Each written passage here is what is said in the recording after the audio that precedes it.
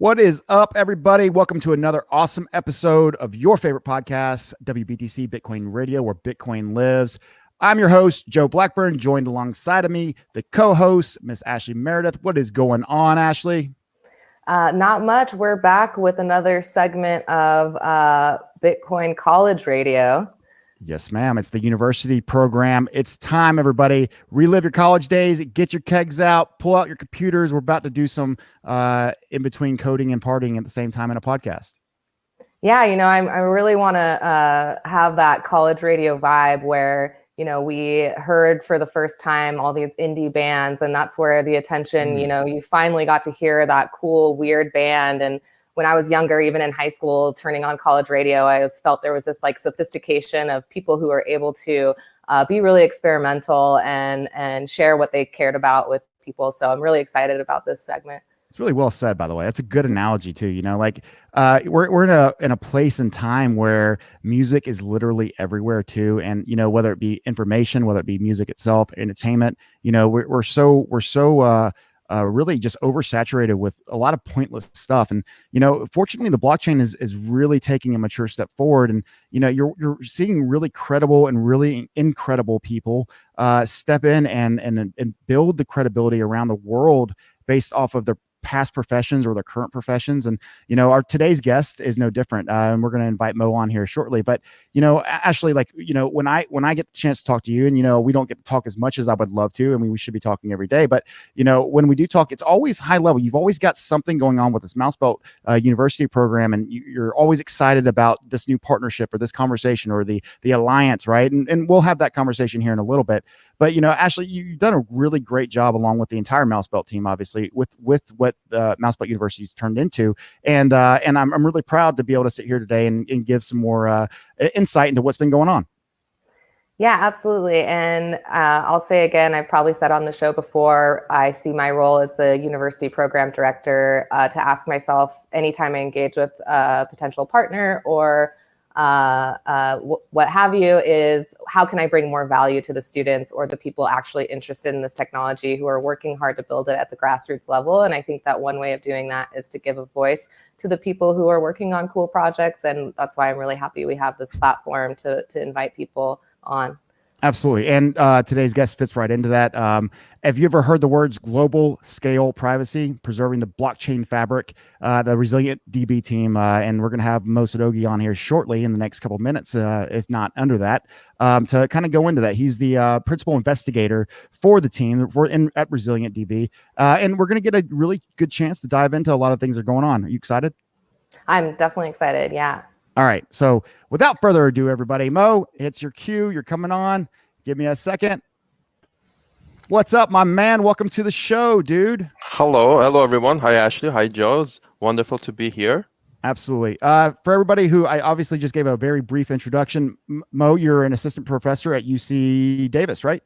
Yes, I'm a faculty at UC Davis, and I run Expo Lab and Absolutely. And, as I was saying in the introduction, you may have got a chance to hear that. It's, we're at a place where blockchain, this technology is becoming useful. It's not just a speculative, ICO craziness of 2017. Like, there's really important and incredible people working with this technology. Governments, there's different agencies and people that have been doing things outside of the blockchain space, whether in tech or not, including this. And you're a perfect example of that, being on faculty at UC Davis and putting yourself in a position to take on this role as a ambassador for the crypto space and the blockchain space. It's probably got a lot of pressure on you. Well, when you look at research, you don't never take on sort of a mature technology. You're always going to take a technology that there's a lot of risk associated. And when we started this several years ago, the picture was not as credible as you kind of expressed and it is today. So it's definitely that excitement of taking that risk, and I've been happy to be part of that at UC Davis. Absolutely. So let's first start off with this before we get into your background. Let's talk about what exactly is the resilientdb.com website. What's it doing? What are we looking at here? So I could maybe perhaps before that, I could just kind of give you a little bit introduction of how did we got to, what is the sort of Sure. the journey that brought us into Resilient DB and resilientdb.com, is that for the last 10 years or so, I've been looking into this sort of transaction space. And transaction, well, we all know what it is. You make a credit card transaction, you go to Walmart, you go to Amazon, you buy something. Everything that we do relies around the concept of transaction. And the transaction, it's reminder of, if you go back in the days, a simple contract. So when people want to engage into any form of a transaction, they're really writing that contract. And transaction in computer science is the digital form of the old age concept of the contract. So we've been looking at paradigm shift in the last decade, is that how do we look at the changes in hardware, the changes in the application needs in order to improve the efficiency of transaction processing, and what are the new applications that could result from this endeavor. But in the last few years, there has been the move and the push of this idea of the cryptocurrency. What if you look at a digital market that is surrounded around this crypto? And also, the way we're going to look at the blockchain is no longer as we're going to put our trust into a single entity, like a single bank, but we want to be able to do it at a level of a society. We want to be able to have what I consider those ideal of our cornerstone of our society is democratization and decentralization. So now, how do we form this digital contract in a very democratic and decentralized way? So that's the exciting problem that we started looking at, and we're also kind of looking at it as a secure transaction, as a kind of a transaction that brings accountability, trust, and integrity without the need of relying on a central entity. So that has been what initiated our research, and as part of that, we have in Expo Lab, my research team at UC Davis, we have launched our fabric, our blockchain fabric, which is a global scale resilient blockchain fabric, and called Resilient DB. So that's where we are right now. Yeah. By the way, I really love the name too. I think it's really relevant, and it stands out, especially in this space. So as this process has kind of taken place, how have the students really transformed this idea? Like as you noted, and of course, I don't want to get ahead of ourselves because this is actually one of the questions I have down the road. But when you noted that process, you're right. Like you guys this didn't happen yesterday. This has been going on. What you guys have been building has been going on for some time. Like, what has that student? How has that student transformed? What are you looking at these days when it comes to the people who are getting involved? So me to kind of share a little bit of a funny story about the name as well, since you mentioned it. So we have, every time you enter a new space, a new technology, there's going to be resistance, and especially the riskier the technology is, the more resistant you get. Sure. And I had the pleasure of working about 10 or so graduate and undergraduate students along this journey. And the one thing that we have encountered over and over again, the rejection of our papers, the rejection of our ideas. And so the Resilient DB was kind of that our team has become so resilient in building this blockchain fabric. And that's where actually the name came from, is that not only the fabric has become resilient, but also the team has become resilient. Nice. And sort of pushing through this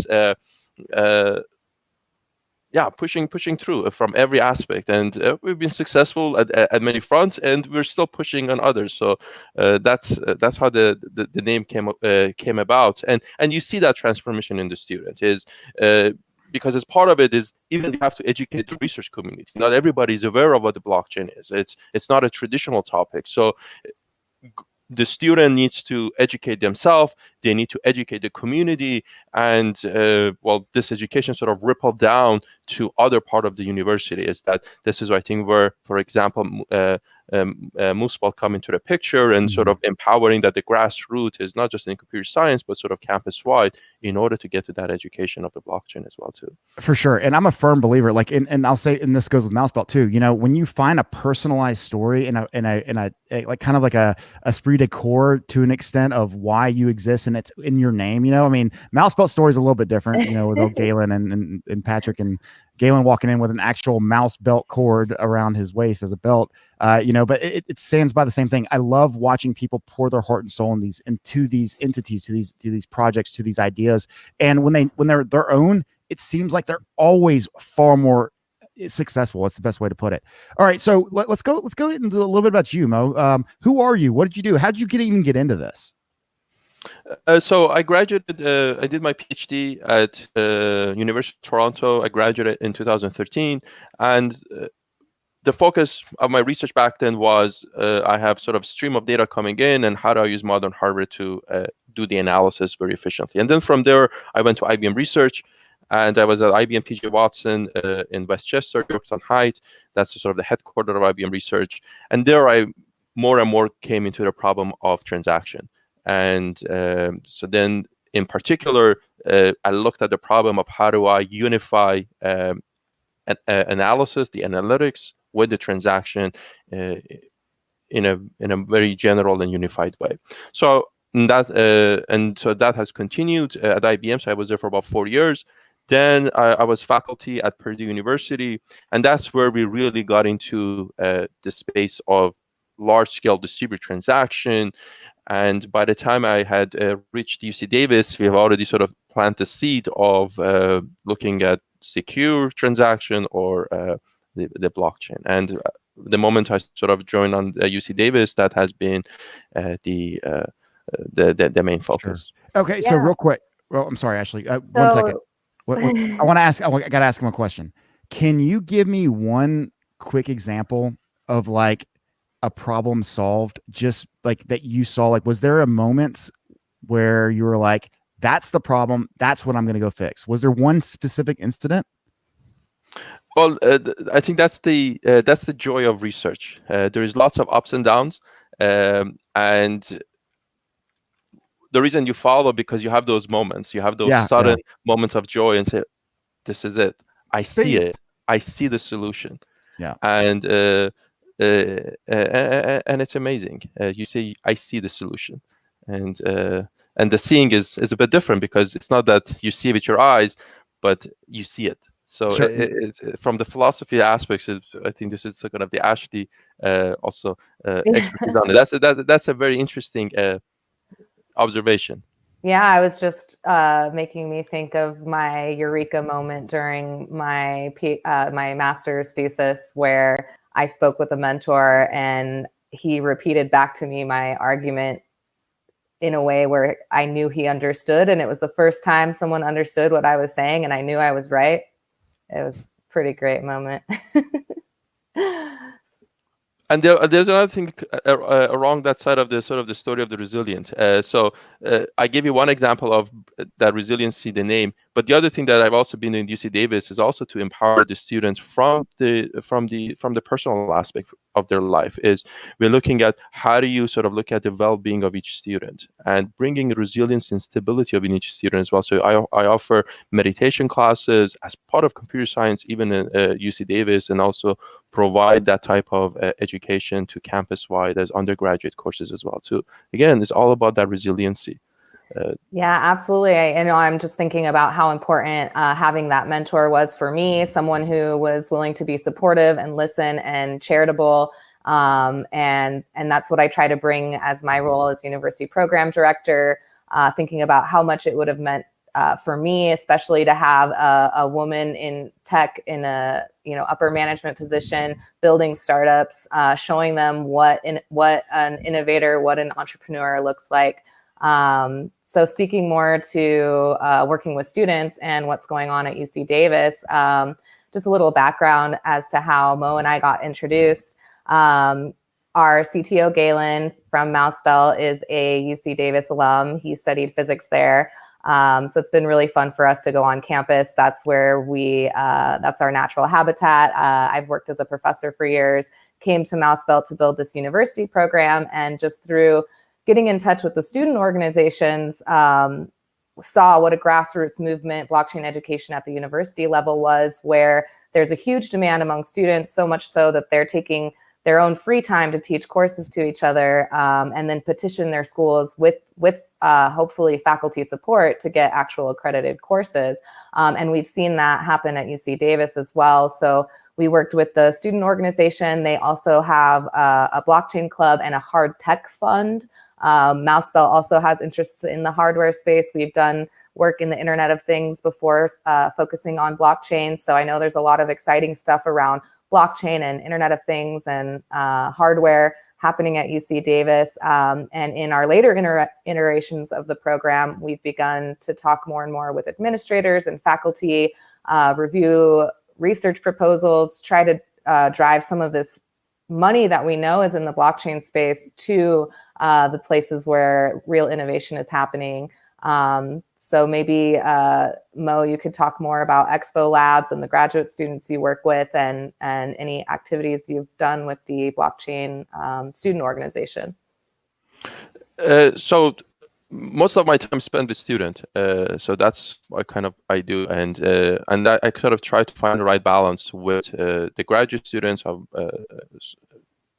in the Expo Lab. They're sort of officially part of the lab, and that ranges from both master student, PhD student, undergraduate student. There we really look at core blockchain problems, and we look at from the algorithmic and theoretical and system building dimensions of this problem.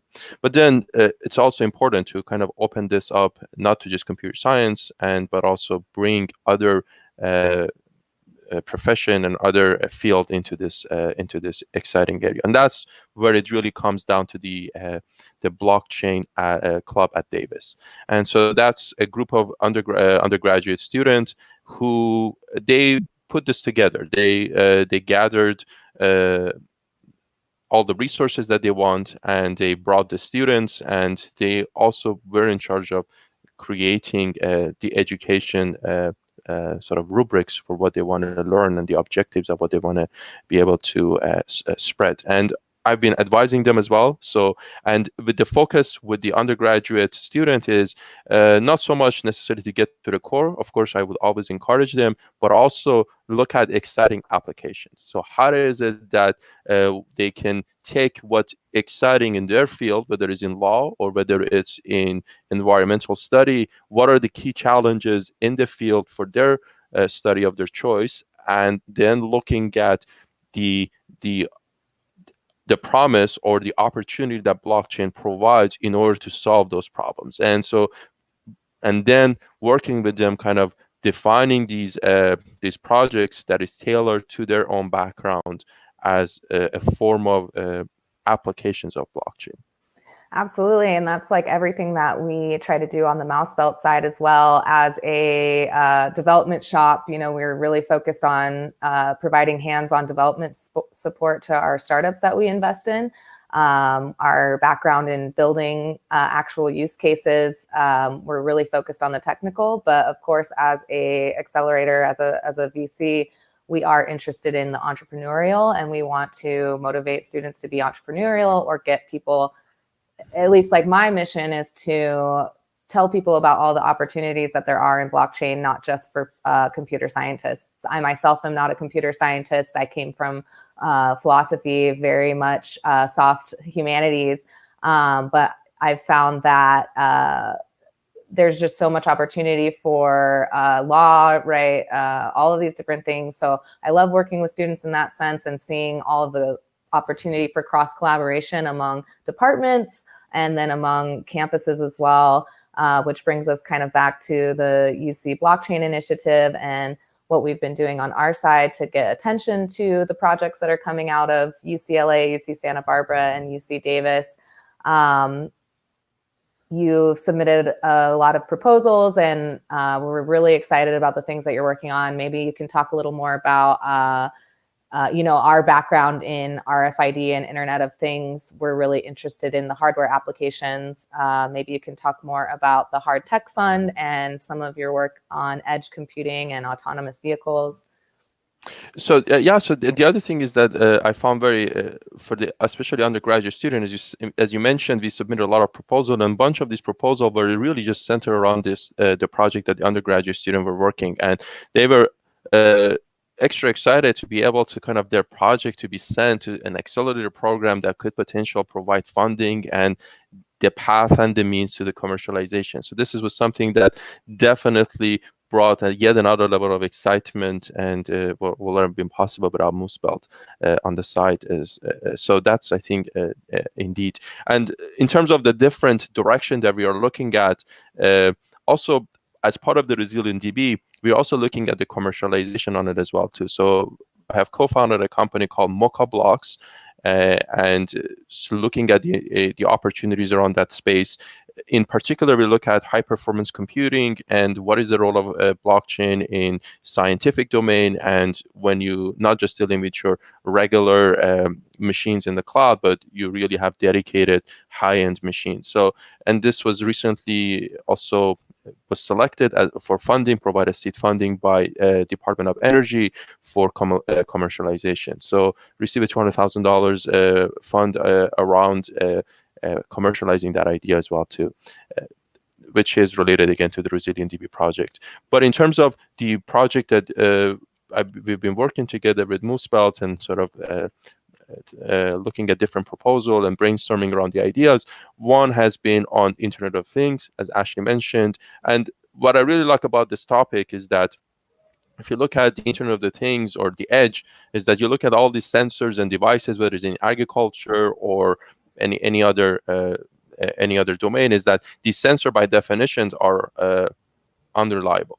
They have reliability issue with their power, the reliability issue with the hardware that is embedded in them. Now the interesting question is, well, you really want to kind of bring all of these devices together and try to do analysis, or you perhaps even do some form of actions in the context of transaction. But then you're dealing with unreliable. So now, can you look at the blockchain as a level of abstraction that brings reliability over unreliable devices? And so that's, I think it's a very exciting area that we've been looking into, and that's one of the direction that Ashlie mentioned as well. So that's one direction that we've been looking at in terms of one of those proposals.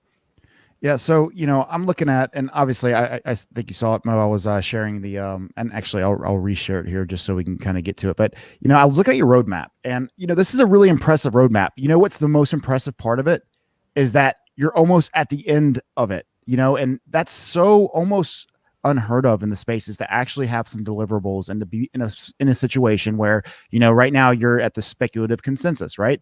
Now I'm not going to pretend like I understand what all these words mean. I can read them, like I can physically say the words, but conceptualizing, understanding, or implementing any of this would be a little bit over my head, and I'm not afraid to admit that. However, this is what people are learning. This is what the students are learning. Can you kind of take us through this roadmap, everything all the way from, at the beginning where it said the Resilient DB vision, right? Optimal batching. Like, what are these, and how does this pertain to what's coming up in the future? Like, why is this so necessary? So let me give you, that's a wonderful question. So let me sort of step back, give a little bit of intro of what I conceive blockchain in the simplest terms that I have learned to explain it to students so far, is that if you look at, as I was mentioning, a transaction is just a digital form of contract. And in the old days, when you made a contract, but you had a contract with a group of people, you would find this trusted person, and that trusted person had a notebook, had a ledger, and they would physically write in that ledger. And you want to make sure that person is not going to do remove something later and inject something. So that ledger had to be kept. Sure. Maintain the ethical and integrity of the transaction. Ledger. Yep. Yeah. And then you simply kept that notebook. And now in the more modern days, well, instead of that trusted person holding a ledger, we give that ledger to a bank. So then we trust that bank that it keeps its ledger with integrity. But now, all the idea of the blockchain says, well, instead of I have one ledger, I take and give a ledger to every person in the society. Now, the ledger is sort of decentralized. You no longer have a single copy of the ledger. It's everybody has their own copy. And it's democratic in a sense, is that in order to accept a contract as completed, everybody in the society needs to write it down in the ledger. And then we kind of do a round of voting. And if everybody or the majority agreed that they wrote it down on their ledger, then we consider that transaction or consider that contract to be executed. And that's just the basic foundation of the blockchain. Exactly. And well said, by the way. That's a great explanation. And the other aspect is that so far we haven't talked about cryptocurrency. So now, how does the cryptocurrency come into the play? Is that every time I write something in my ledger and sort of flip the page, whoever writes it first, all of a sudden you can imagine that page, sort of a puzzle appear on your page when the moment you write that transaction on your ledger. And whoever solved that puzzle that sort of just appeared on your page first, essentially become the winner, and that page for that person essentially gets sealed, becomes a piece of currency. So as you flip through your pages, if you're the first one, you can solve that puzzle on that page. That turns into a currency, and you become that currency will be associated to you. Rewarded, so yes. That's how rewarded, and that's how you actually create a currency. That's how the cryptocurrency, as you're flipping through your ledger, every time somebody flips a piece of paper, a piece of currency gets printed. And for those who listening back at the house who, you know, may be newer, like, and that's a proof of work style, and not obviously, Mo, I don't want to offend you by stepping in front of you on that, but, you know, I just like to make sure that the audience hears when they hear that that's proof of work, you know, and that's the way that Bitcoin works. Precisely. And again, the conceptually is a very simple idea. Sure. Is that and that's how with the proof of work, as you indicated, it's you solve that puzzle, and whoever solved the puzzle first, they kind of get that dollar bill or that Bitcoin. So that's the basis of it. So now, kind of going back into the vision, is that the vision was, well, we know this basic process. And we could even put the currency aspect aside, because the currency aspect surely is interesting to create a new economical model.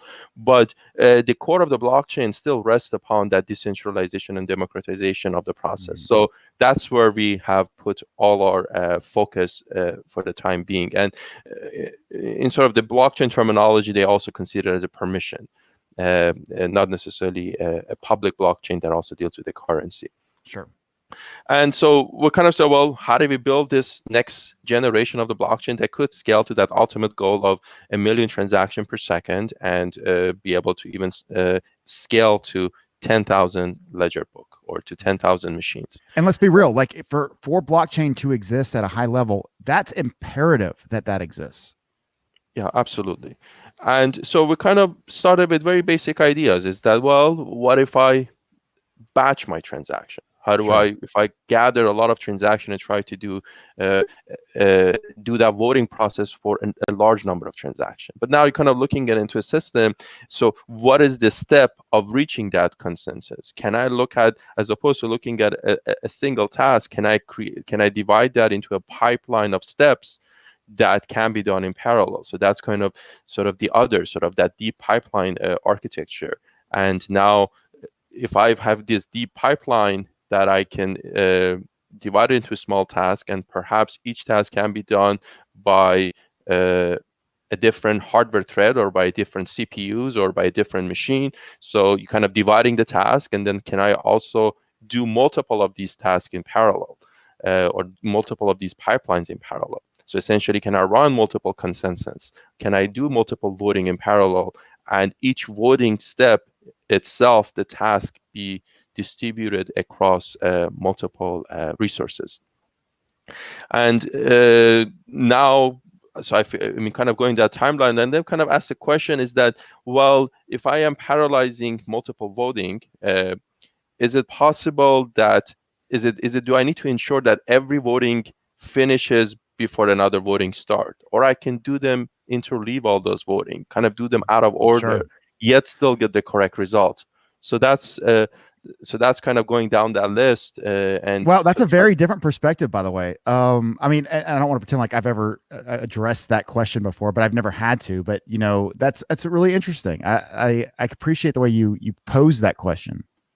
Yeah. So, and then the other thing is that, well, you kind of the other aspect of this voting problem is that you kind of vote on whether this transaction needs to be executed or not, or whether it is accurate, or is it factual. The other one is the actual going about executing the transaction. So there's a voting problem, and there is actual execution of that the transaction itself. And those can be separated to different problems, and that again provides a lot of interesting opportunity in terms of from algorithmic and the system implementation of it.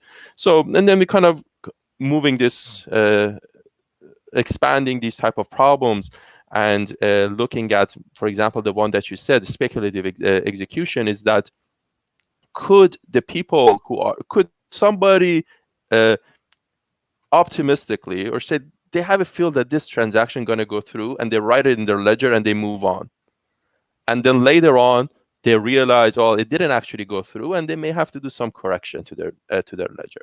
But then that would really allow us to again accelerate. So that's a speculative, is that can we operate on an optimistic ground that things will be done favorably at the end, and again the opportunity that allows us to do. So that kind of puts out the speculative consensus that we're about to soon we will be releasing. Is that bubble about to get filled in? Yeah, so that bubble is about to be circled, right? So the way we do it is that our sort of main fabric, our internal fabric, is actually called ExpoDB fabric, which has actually many of these. So these bubbles are be able to sort of bringing into the public open source domain of ResilientDB. So a lot of stuff is actually, we have done it already, and we have evaluated, and we've done all the work for it. It's just how do we bring it into the product, into the ResilientDB product. Yeah, fair enough. So that's really that timeline that demonstrates. And then the other interesting problem is that, well, if how about your voting is not within US, and the voting need to be across all continents? What are the challenges? What are the opportunities there? And also maybe if you do a local voting in municipality in one city, maybe not doesn't affect the voting in a different city. So how do you not also take an opportunity that some of these voting, they don't really need to be coordinated, but overall you want to have a global view of what is happening. So again, that's another sort of opportunity, which is called sharding. Sort of another sort of the bullet in that list that we have. So in terms of the roadmap we've been discussing, then I know it was a couple weeks ago now, you had a Hello World post on Twitter for ResilientDB. So I just wanted to get more information about exactly what was the most recent launch that you were announcing. So the most recent launch that is going to come out end of this month is that, well, actually we had a minor launch before this, but the next major launch that we have, we're going to add a lot of tooling. And so this tooling is going to entail is that you're going to be able to have a nice dashboard, and it's going to be able to actually see what's happening under the hood on a web page, on your browser, to see how the transactions are being spread across different continents on different machines. What are the metrics? What is the speed that you're getting? What is the latency? So it's really allows bringing a lot of tooling, and you can actually now be able to instantiate a blockchain deployment from the browser as well too. So that's a lot of tooling, and we also kind of other internal improvement in terms of the way that the actual chain is maintained. So kind of employing some of the existing database technologies to further make the product more robust. So that's another kind of that will go into the next release that we're hoping to have it done by the end of this month. Awesome. That's excellent. Well, I'm glad we were able to have you come on and talk about your project and the recent developments. If people want to get in touch with you about this, or want to contribute to the project, or look at it, what's your recommendation? Who should they contact? Where should they go? Well, they can always contact me directly. And they can also contact the info or support at resilientdb.com. And of course, the project is open source. And the other thing that we've also been doing is that even in the graduate courses, everybody's using the ResilientDB. So this has become an educational tool to learn and develop the blockchain for the blockchain courses as well too. All right, so Mo, I do this at the very end of, or towards the end of each podcast. It's called Quickfire, and I ask you a series of fun, lighthearted questions. You don't have to answer them. You can pass anyone you want. There is no disrespect. We can always edit it out. It's a beautiful thing about recording. But nevertheless, they're fun and they're supposed to be enjoyable. And Ashlie, I would love for you. I don't think you've ever had to answer Quickfire questions, have you? I did. Did you do it the first time? Yes. Okay. My bad. But Mo, I know for a fact you haven't. So, I'm gonna pass whichever I couldn't do. I'm just gonna pass it to by the way, Ashley. just so you know, Oh. you're gonna pass because there's no right or wrong answer. But I'm personally gonna judge you for all the right reasons. Okay, so before we get going on that, did we miss anything, Mo? Is there something maybe that you wanted to address or let the world know about? I mean, there's so much to Resilient DB. I would hate to box it in or say we covered it all, because we did not, for sure. But I think we left something on the table for people. If they're hungry, if they want to know more, they're able to sit down at this table that we've set for them. Let them come find you. You're on Twitter, as I just posted, that tweet that Ashlie had referenced. And, Mo, I have tremendous respect for you. I hate that I don't know you better, because I've had the greatest time listening to you talk. And it's kind of like listening to a professor, and learning. I was taking notes the whole time, So, I mean, it's fun for me to interact on this level, to really learn something from somebody who's really building and brilliantly being creative. This is as simple as some people might see the process in which these tech companies evolve, including the blockchain. It's not without a ton of work. And yes, eventually we're going to get to a place in the blockchain that's going to be very simple and hopefully very useful. But until now, we're still struggling trying to find, not say struggling, it's probably the wrong word. We're still grinding, finding that avenue. So anyways, before I keep talking, because I will, what did we miss? Anything that you wanted to cover, maybe that we weren't able to touch base with? No, I think it was an amazing conversation, and it was a pleasure to be here, and it's a pleasure to have the opportunity to cover some of the work that my graduate students have worked so hard and with so much determination in the last several years. So, actually, I want to give you a chance to talk about that team real quick, because I saw on there. Let me share the screen again real quick, because I thought it was really cool to see these youthful, really, really probably hardworking individuals get a chance. So let's give them a minute of fame real quick. 1 second, let me pull it up. And for those of you listening on the podcast, obviously, you'll need to watch the video, what comes up. But you want to introduce your team real quick? So this is actually a subset of teams. So Suyash Gupta, he's my PhD student, senior PhD student. He's actually going to be interning at Libra and Calibra for Facebook this coming summer. And then Sajjad Rahnama, he is also a PhD student of mine, and another excellent student.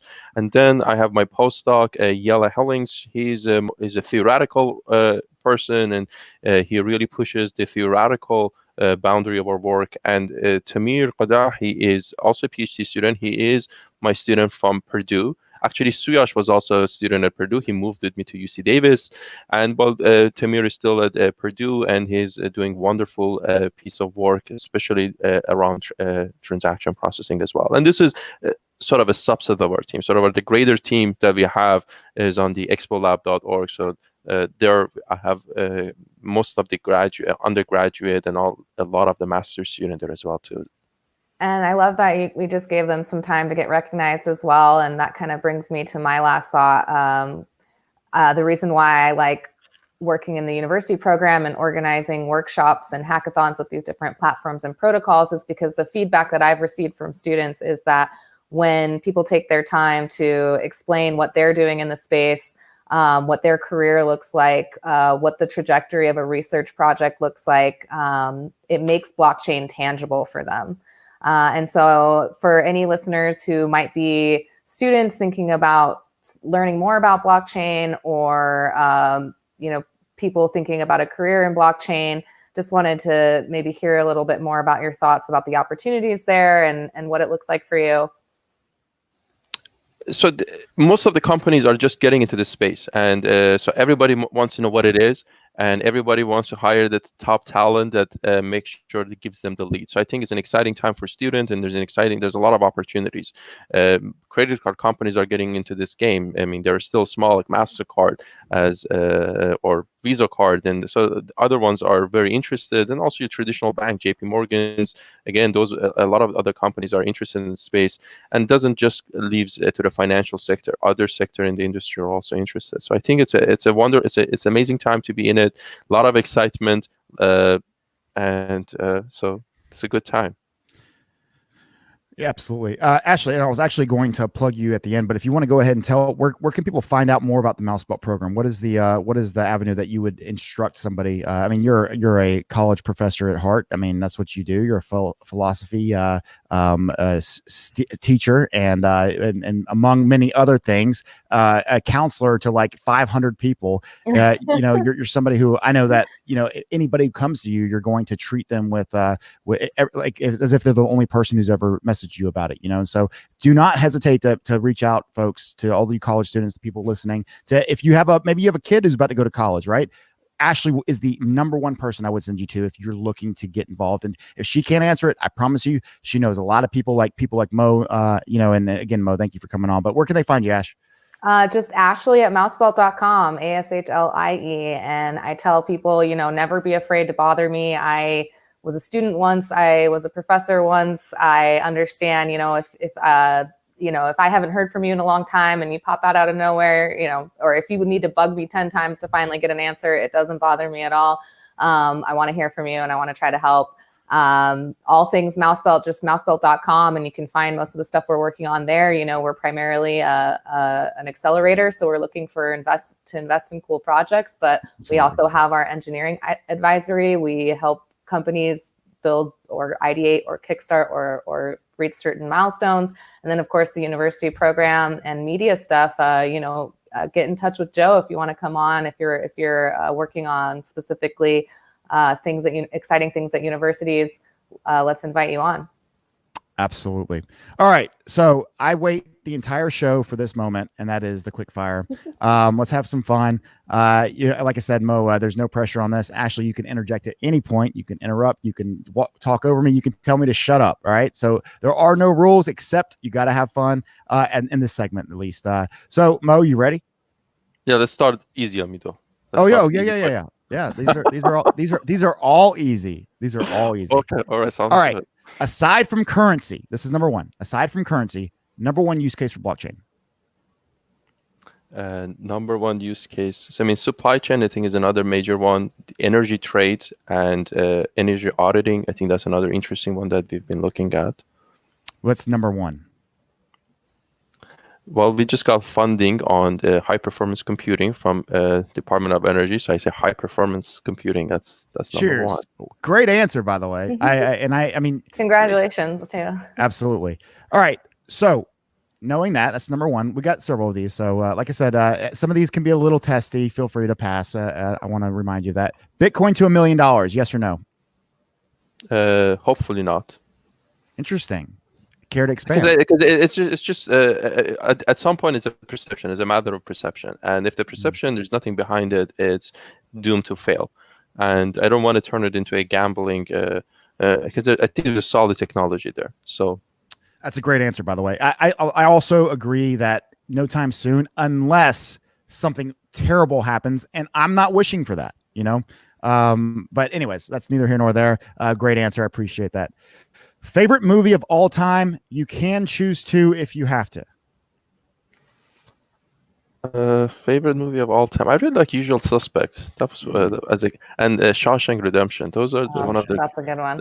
Those are the two. Absolutely. Shawshank and Pulp Fiction seem to be the most popular answers I get. I've probably asked the question close to 50 times now, and at least 75%, if not more, have said Pulp Fiction or Shawshank. All right. We need to collect all these answers and build a profile of the like typical weirdo crypto lover.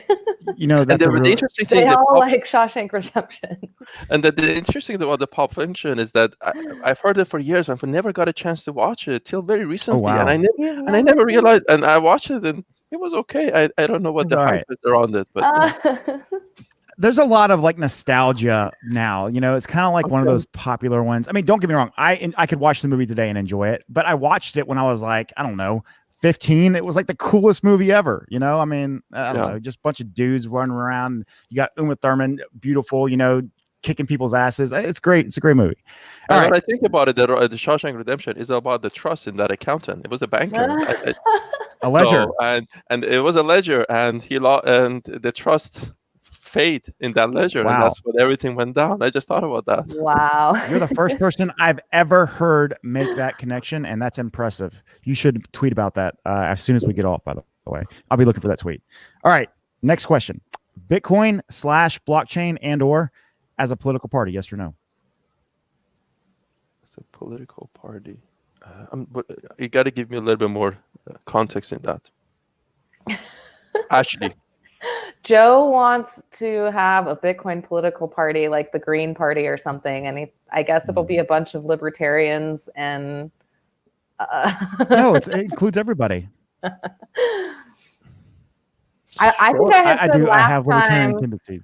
I think last time I had said that I would be very interested in a party who made very serious focus on emerging tech and things like ocean, climate, blockchain, crypto, AI, big data, because I think that a central campaign policy strategy around some of these new problems that we have, especially in big data and AI, like are just not being addressed currently. That's a good point.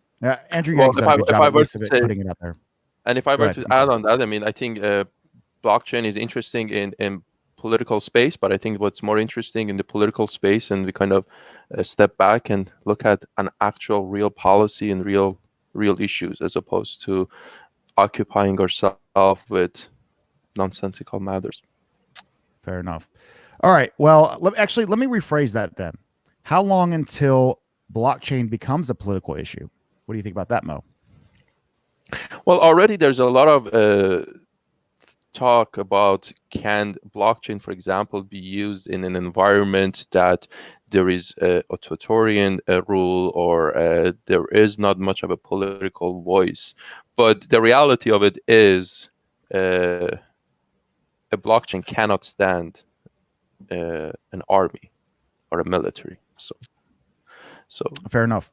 All right, and I won't push you on that because I know, and also I know all these subjects can be very sensitive in nature, so we want to obviously respect everybody who's listening. But I appreciate the way that you answered those questions. I think both were really relevant. And Ashlie, as usual, come in there and cut it up and make it right. Thank you. All right, so I got a couple more, Mo. All right, you've done good so far. You're passing. All right, I think you've got a check mark next to all the answers so far. The next one's a weird one. Aliens, have they ever interacted with human beings? Have aliens interacted from outer space, from a different place besides Earth? Well, this is a well-established scientific fact, is that there are other Earths with very similar environment than Earth. So, and if the conditions are right, life will unfold. But that does not mean that they visited Earth. So this specific question is: Mo gave the same answer I did. From outer space ever visited planet Earth? Sure, why not? Sure, why not? I'll take it because I'm a Star Trek nerd. I love the idea of humans interacting with another species. It's just really cool to me. All right, so we're coming down to the end. All right, this next one I'm really excited about asking you because you're somebody who I believe is going to answer this on a level that is probably a little bit deeper, but it can be a one answer or a one word answer, or it can be several sentences or a paragraph. Take your time to answer it, but proof of work, proof of stake, or something different. Oh, absolutely something different. Otherwise, I have to close my research lab. Well said. Okay. On that note, though, it's hard to unbox yourself from what's already out there. I know, obviously, there's different blockchains doing different things, and there's hybrids, etc. What is the future of rewards and noting? Well, I mean, the obvious fact from the proof of work is that, which is the analogy of somebody used to mine a piece of gold, and gold is a tangible item, and it has so much advantage across industry, from medicine to, and just in terms of using as a jewelry, I think that's probably the least of its importance. But mining and sort of wasting energy, especially in the time that environment has so much pressure on it, I don't think it's a good idea by any means. So I definitely think we need to move beyond that. One thing we've been kind of looking at is that how do we connect the proof of work with reproducibility of scientific results, because reproducibility of any experiment is the foundation of science, and that I think take that work and do something useful with it. So I think that would be definitely a much better direction to look at. It all comes down to math, doesn't it? I guess it's always good to have a clear language that you can write things down and you can reason about it. And math seemed to be the right vocabulary or right symbolism to do that. You know, I actually was having an alien conversation with one of my buddies this past weekend. And I said, you know, what do you think aliens would sound like? And he's like, I don't know what they'll sound like, but you know what? They'll speak math. And I was like, you know, what a simple answer. I've never heard anybody put it that way. But yeah, no, well said, Mo. Man, it's been a pleasure to have you on. Ashlie, as usual, it's an honor to stand next to you and have these conversations with some of the most important people that you may not have heard of, but you better know quickly, because Mo, you're doing great things. You're building, you're putting people into a position to help build this future, this space. You're doing your part for the cryptoverse. I can't thank you enough, man. Yeah, thank you, Joe. Thank you, Mo. Thank you, everyone. Absolutely. All right, Mo, one last time. Where can they meet or where can they find you at? ResilientDB.com or expolab.org. Ashlie, where can they find you? Mousebelt.com or mousebelt.university. There you go. All right, WBTC, Bitcoin Radio, Mousebelt University, Patrick Levin, Marcus, and everybody else, Mr. Josh. We'll see you soon. Till next time,